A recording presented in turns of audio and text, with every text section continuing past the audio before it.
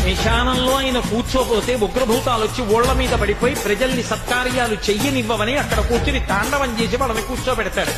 పార్వతీదేవి అడిగింది మహాభారతం అనుశాసనిక పర్వంలో, శుభ్రమైన కైలాసం ఉండగా, ఇంత ఐశ్వర్యం ఉండగా, చింతామణి గృహం ఉండగా శ్మశానంలో ఎందుకుంటున్నారని అడిగింది.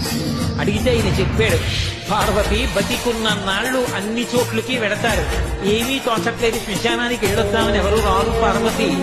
నేనంతవాడినంటాడు, పొరుగ్గా ఉన్నానంటాడు, తెల్లగా ఉన్నానంటాడు, పండితుడంటాడు, పద్యాలు నాకు నోటికొచ్చంటాడు, ఉపన్యాసం చెప్పగలనంటాడు, నాకు పాటలు వచ్చంటాడు, నేను నాట్యం చేస్తానంటాడు, నేను అధికారినంటాడు, నా దగ్గర డబ్బు ఉందంటాడు, నేను పాట పాడగలనంటాడు. ఇన్ని ఉన్నాయనుకున్న వాడిలోంచి ఊపిరి బయటికి వెళ్ళిపోయిన తరువాత వాడిని తీసుకెళ్లి 4 కొత్త కర్రల మీద పడుకోబెట్టి చాప చుట్టి తాడు కట్టి పైన నూలు బట్ట కప్పి తీసుకొచ్చి అన్నీ తీసేసి కర్రల మీద పడుకోబెట్టి కాల్చేస్తుంటే జీవుడు లేచి నిలబడి పుర్రె పగిలిపోయిన తరువాత కన్న కొడుకు కూడా స్నానం చేసి వెళ్ళిపోతుంటే చీకటి పడిపోయాక, అయ్య బాబోయ్ చుట్టూ ఉగ్రభూతాలు, నా వాళ్ళన్న వాళ్ళు లేరు, వీళ్ళని నమ్ముకున్నాను, ఒక్కడు లేడని ఏడుస్తుంటే నేనున్నాను రా అని చెప్పడానికి నేను కూడా లేకపోతే చచ్చిన వాడు 1000 మాటలు చచ్చిపోతారని అక్కడ ఉన్నారు పార్వతి.